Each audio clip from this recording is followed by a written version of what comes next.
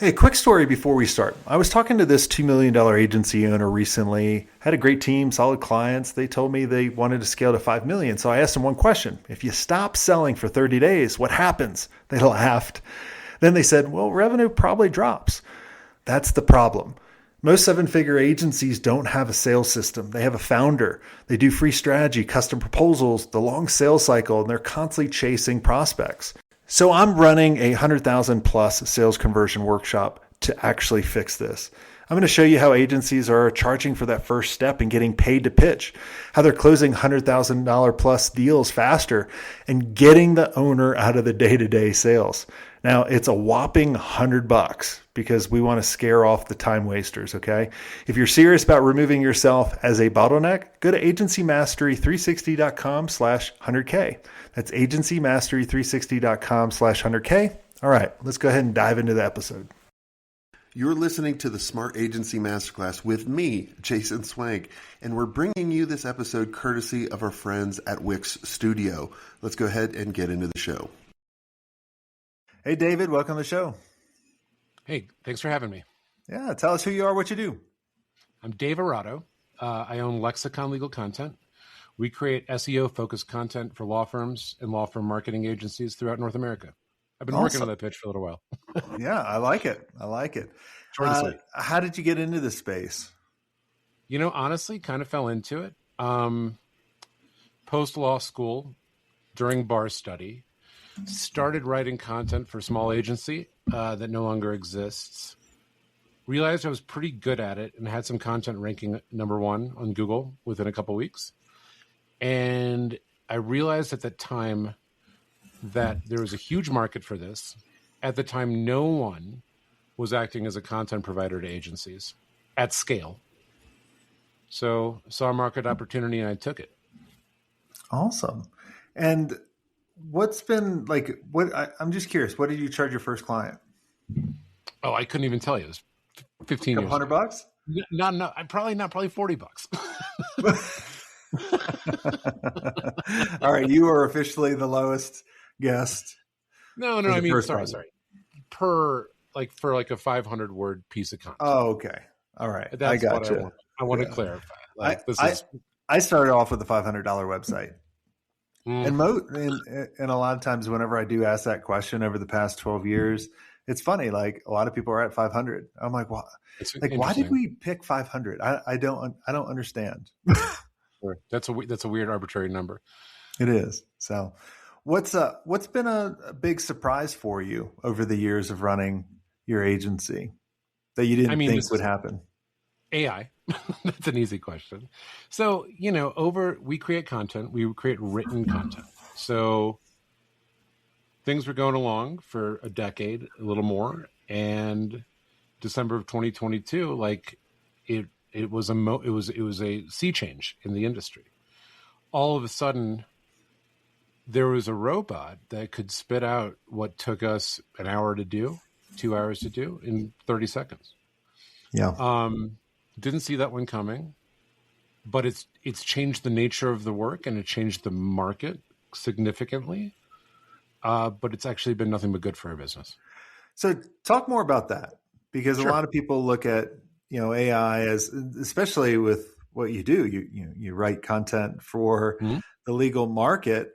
I've had sponsors in the past that were strictly content writers and their business is just up and ended and kind of gone away. So how has this been good for you guys? It has freed us up to focus more on high-level strategy and create better content more efficiently, less expensively for our clients. Yeah. So what AI has done is democratized or created no barrier to entry to create generic, clean content and put it on your website. But that means then it has no value anymore. Yeah. Both from a financial perspective and from a search perspective, right? So if all of us have access to the same tools, which we do, you've got an internet connection, you can get on ChatGPT, go to Claude, go to Gemini, whatever you pick your poison, right?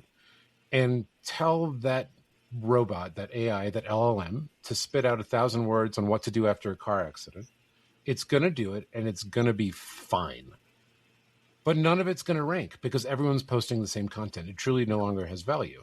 So the way we're adding value now is by really creating content that truly provides value to the reader, that truly has our client's brand voice infused in it, that signals to Google experience, expertise, authority, and trust, EEAT, and that has flags of locality that AI wouldn't do without significant prompting.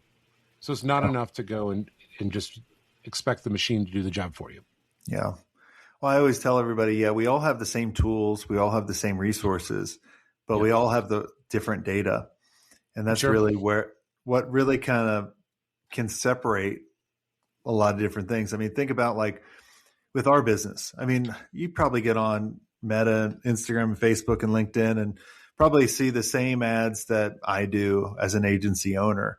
And it's just all the stuff of, hey, I promise you this, boom, boom, boom. And there's just thousands and thousands of people now that are doing what, we've been doing for the past 12 years. But what they don't have is the 12 years of data that we've built up in order to kind of leverage AI and the data. That's where I feel AI can really separate the company, the brand, and really kind of put a, even more like, that's what I remember when I came into this business, there was probably 2 or 3 people doing what I'm doing now. And all they did was write blog posts.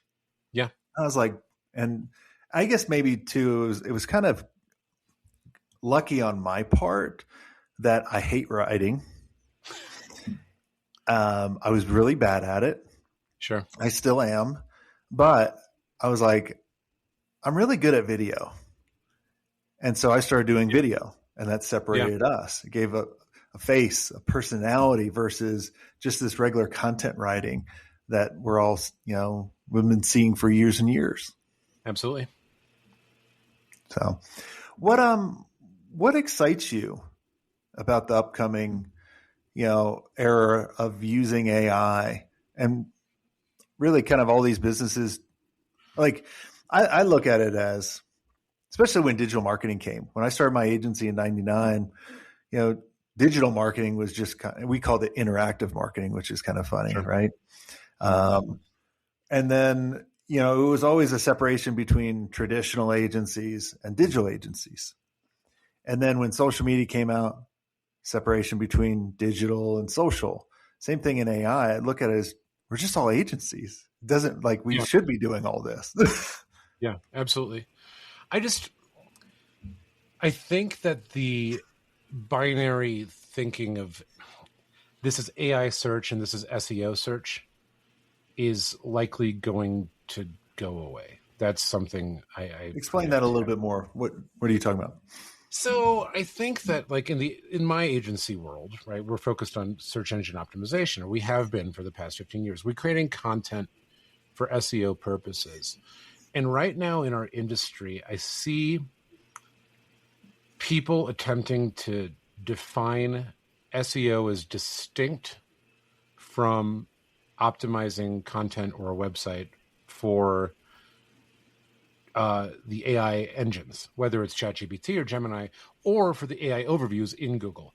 And like, I think actually the AI overviews provide a real tangible example of this hybrid model that I think things are going towards, where, I mean, to Google something has become a verb, and we still talk about it. Even if you search for something on the internet, you Google it.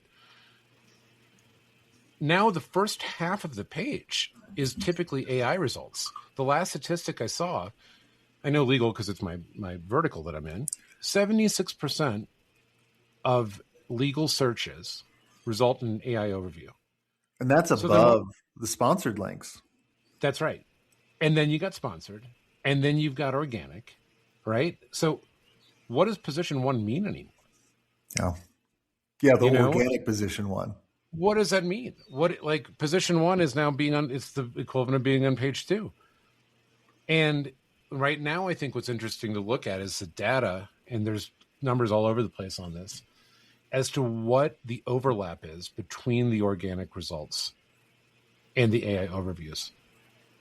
right? So like, is SEO a distinct practice? Is it a distinct discipline from AIO or AEO or GEO or Whatever whatever anybody, you know, dummy makes up. That's right. That's right. I wish we could just settle on one so I can optimize my website for it. No one's ever going to settle on one until a couple That's years down the road, because That's right. Neil will make up one, and then some other Yahoo will make up That's right. one, and try That's to right. claim it, right? Yeah, Neil is now talking AEO, so that's what we're optimizing for now. Yeah, exactly.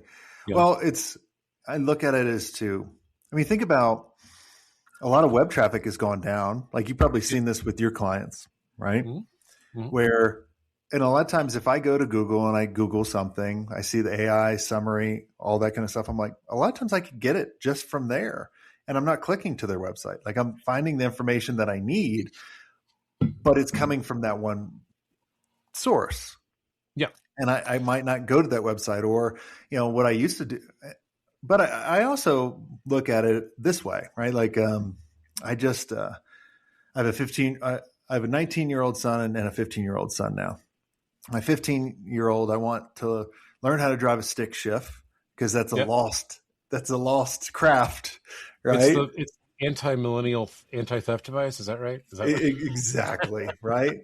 And so I just bought him this 2000, Jeep Wrangler TJ, right? All it is a fucking wheels, a bucket, and a tire. Like, that's all it is. I've got one sitting in the garage. There you go. Yep, right. And I've always been a Jeep guy. And so I bought him, and talk about just sitting in this thing, kind of traveling back to the 90s with the bad radio and the 100%. Loud, like all this. Yep. I'm like, I love it. Yeah. It's great to get in something that you can feel everything. Yep.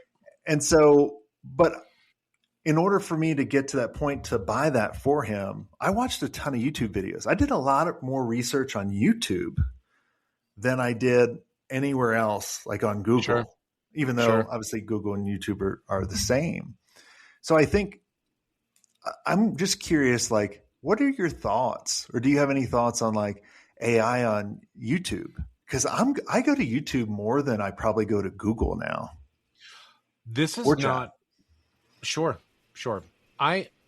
We don't do any YouTube marketing for ourselves, and we don't write scripts, so it's not a place that I don't feel qualified to answer the question. I will say this, however, because I think content is content in the end. Yep. Authenticity is now at a premium. Yes. Right. And I see, like, Julia McCoy. You familiar with her? No. Okay. Futurist, AI. She actually had a content shop similar to ours, bigger than us. Her AI avatar is doing all of her content, all of her YouTube videos. So she's not doing her videos anymore. No, she's created an AI avatar, and that's what's doing it. And like, I don't know if I assume it will eventually get there where it's indistinguishable, but I can tell that it's not a real person doing this content. And I think that, again, authenticity is at a premium now. People want real human connection. So, yeah, that's my answer there. Yeah. But, like, I don't think it's there to create synthetic content on YouTube. Yeah, I'm seeing all kinds of ads everywhere of, create your AI avatar. And, it's pretty close, which is scary. Yeah. I've, as this episode's probably coming out, I've probably been doing a video a day, short form video, for the past 90 days. So as we're recording this now, I'm like in day, I think, 25. Sure. And so it's just, and I could have AI generate it, but like you said, being yourself and being real and making sure the video's just on your phone, like you can hear the outside, you can hear the wind or whatever it is. I agree. There's something that goes to that we'll always want, because we want a connection. We want a connection with people, not a freaking machine. Yeah, absolutely. And your AI avatar can't attend the conference, and it can't shake the person's hand. It can't go, do the networking event. So like that authenticity, I think, is playing a bigger role in making true business connections these days.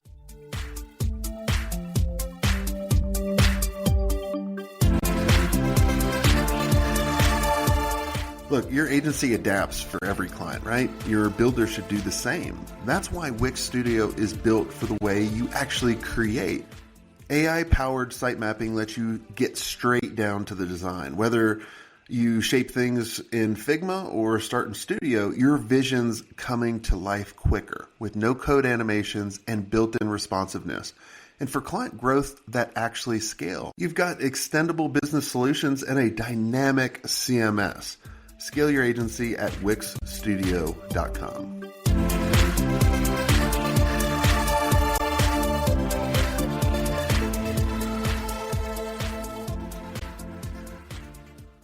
Yeah.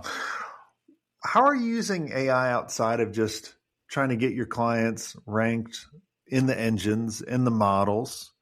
How are you guys using it internally? Are you guys doing anything creative that way? We are experimenting with a lot of stuff. So like just workflow stuff right now. So we're doing millions of words of content for our clients every month. Thousands of files are coming in, hundreds per day. And routing those files to the correct account manager, to the correct editor, and then ultimately to the client is onerous manually.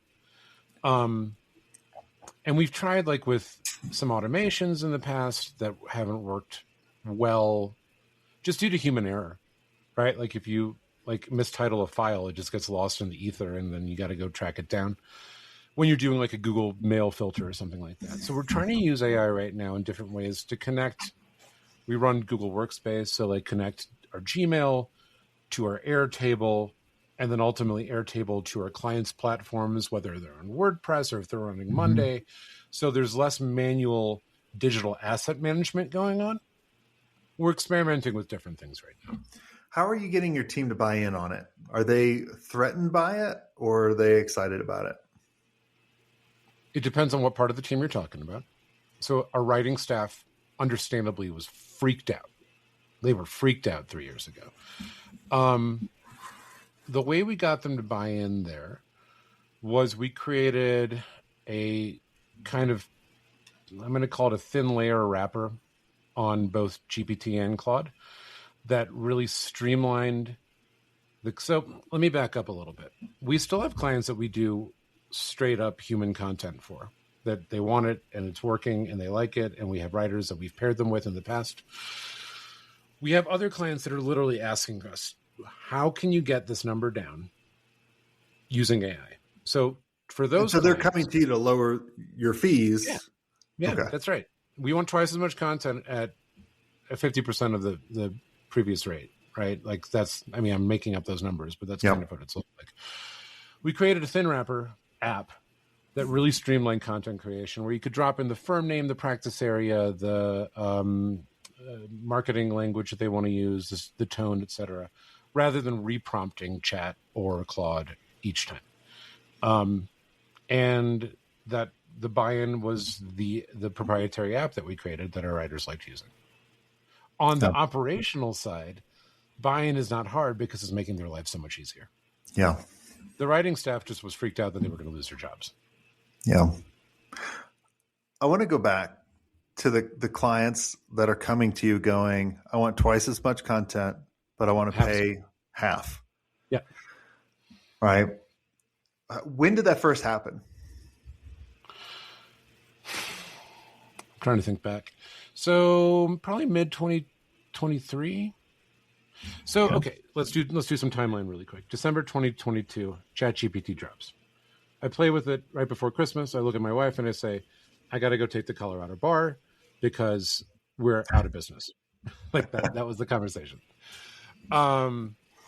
That didn't happen, obviously, because we're here having this conversation.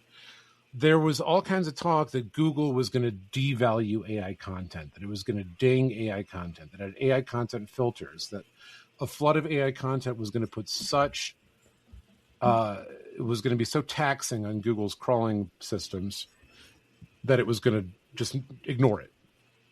Well, it turns out, I think, that we realized 2023, mid-year, later in the year, that Google didn't have the resources to distinguish AI content from non-AI content.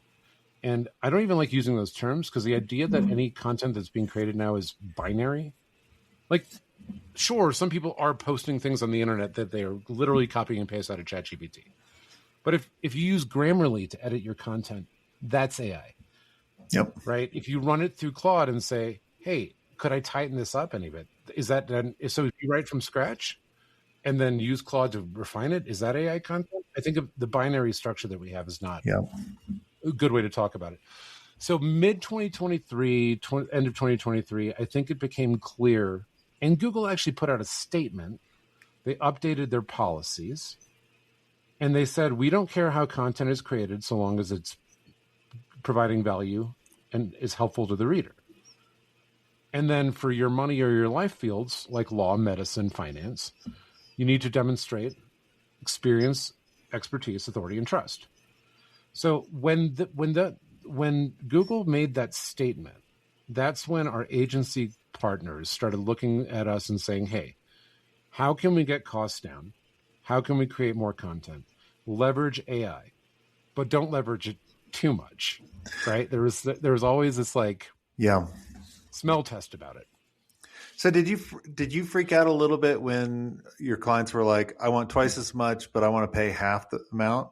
Like, how was there an opportunity to say, yeah, we could do twice as much for the same amount, but we can't reduce it because there's still explain kind of the strategy and all that kind of stuff? Sure. I mean, there was that opportunity there. And obviously, like, content quality is paramount. But I think anyone who says that content cadence, which then translates to volume, like, content for the sake of content isn't good. No one's going to make that argument. But content cadence is important, and content cadence does translate to volume. So there was an opportunity for us to say, look, your client's competitors are going to be pumping out twice as much content.